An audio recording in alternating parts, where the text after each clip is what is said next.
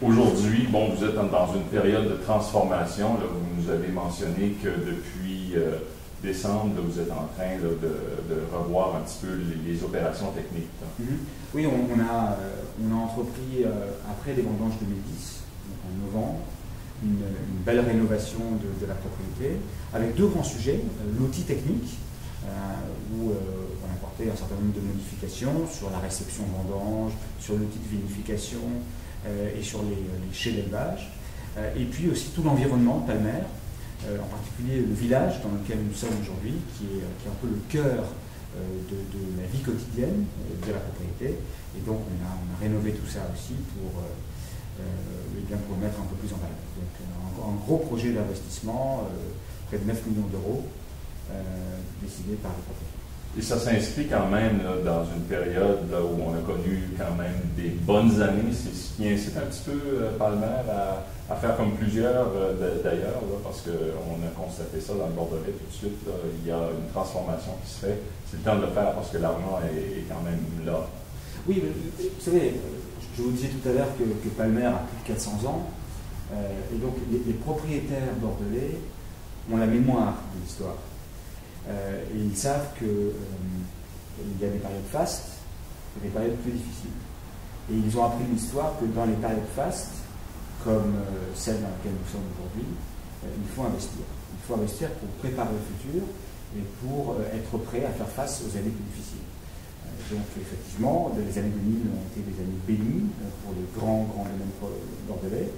Nous avons gagné suffisamment d'argent pour pouvoir procéder à ces investissements qui sont lourds, mais qui préparent les 20 ou 30 prochaines années. Voilà.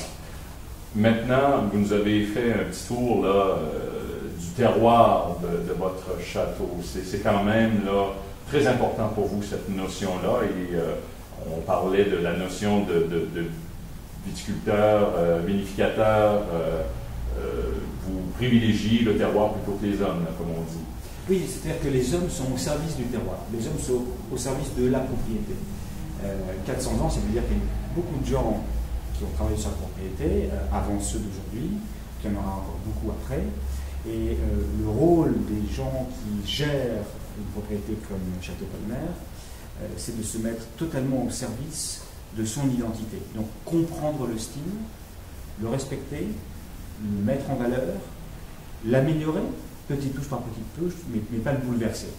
Donc, ce que je vous disais tout à l'heure, il n'y a pas un style du winemaker, il y a un style de la propriété. Et le terroir, l'histoire passeront toujours avant les hommes en place. Ça, c'est quelque chose de très très important pour nous. Donc, ça, c'est une particularité, en tout cas pour moi, intéressante, parce que souvent on met la signature d'un winemaker sur plusieurs des vins, alors que vous, en toute humilité, les hommes laissent la place au château. Oui, mais c'est encore une fois, c'est le poids de la tradition, le poids de l'histoire et l'originalité du lieu. Si demain je vais créer une propriété dans un endroit où j'ai une vigne, peut-être que je signerai mon nom parce que je serai dans la création d'un style. Aujourd'hui, le style il existe ici. Donc on contribue à l'améliorer, mais on ne le crée pas.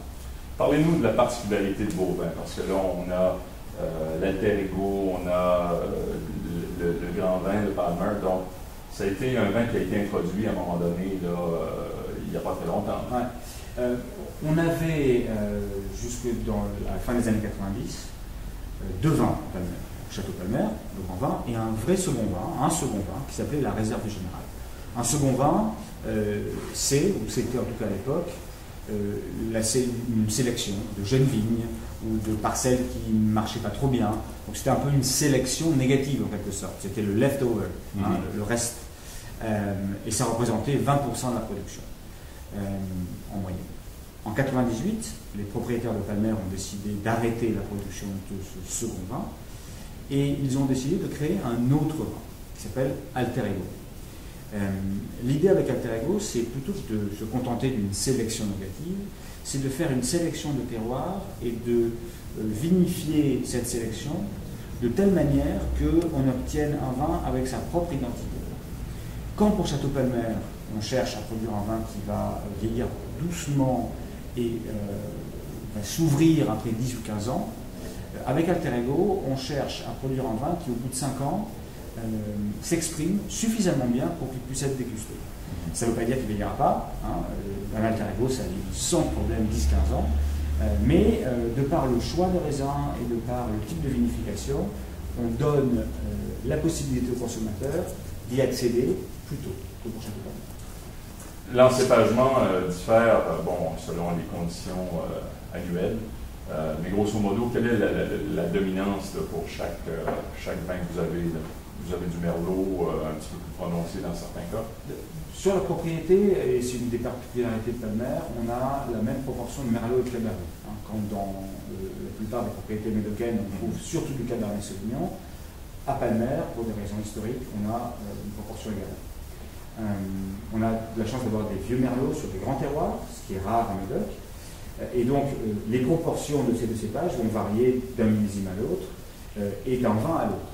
En général, on a un peu plus de merlot que de cabernet dans Altarego et un petit peu plus de cabernet que de merlot dans Palmer. Mais ce n'est pas toujours le cas. Par exemple, en 2011, on a plus de merlot que de cabernet dans Palmer. Mais bon, ça reste des nuances. Ce qu'il faut retenir, c'est que la place du cabernet est bien sûr importante à Palmer. Ça donne la trame, ça donne la précision, ça donne la profondeur. Et le merlot, très important, va donner toute cette mâche, tout ce côté soyeux, tout ce côté velouté, toute l'ampleur de nos vins. On emploie souvent le mot velouté pour qualifier les vins de Palmer, et ça vient de ces vieux merlots sur ces grands terroirs. On va parler un petit peu du fait que les marchés maintenant, avec les deux millésimes exceptionnels, les primeurs 2011 ont connu des démarrages un peu timides, mais il n'en demeure pas moins que ce n'est pas un mauvais millésime.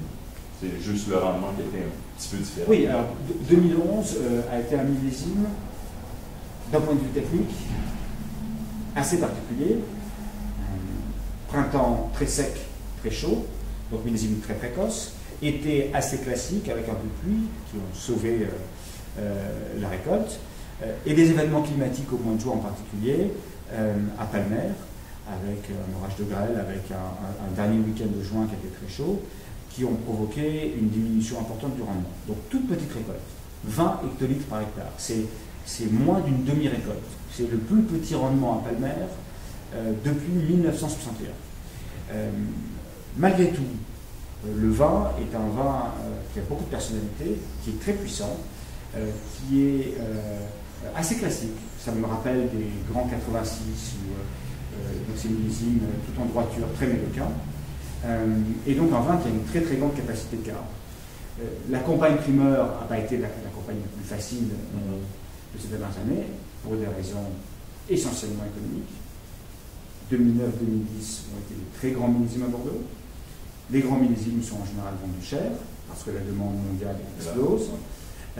Et évidemment, pour le millésime qui vient après, c'est un peu plus compliqué, parce que les investisseurs ou les amateurs surtout ont beaucoup dépensé pour 2009 et 2010 et ils ont voulu faire une pause pour 2011. Donc, ça n'a pas été une campagne très facile. Malgré tout, nous sommes heureux de ce que nous avons vendu. Nous avons une bonne partie de la récolte en primeur. Nous avons gardé quelques caisses à la propriété et nous sommes ravis parce que, encore une fois, c'est un millésime qui a un grand potentiel. En terminant, on voit le marché, l'émergence du marché chinois. C'est un peu, si on peut dire, un bon timing de voir ça dans la chaîne historique, là, parce qu'il y a eu des Américains où ça a été plus difficile les dernières années. Donc, le marché chinois est venu comme sauver un peu la donne. Oui, bien sûr.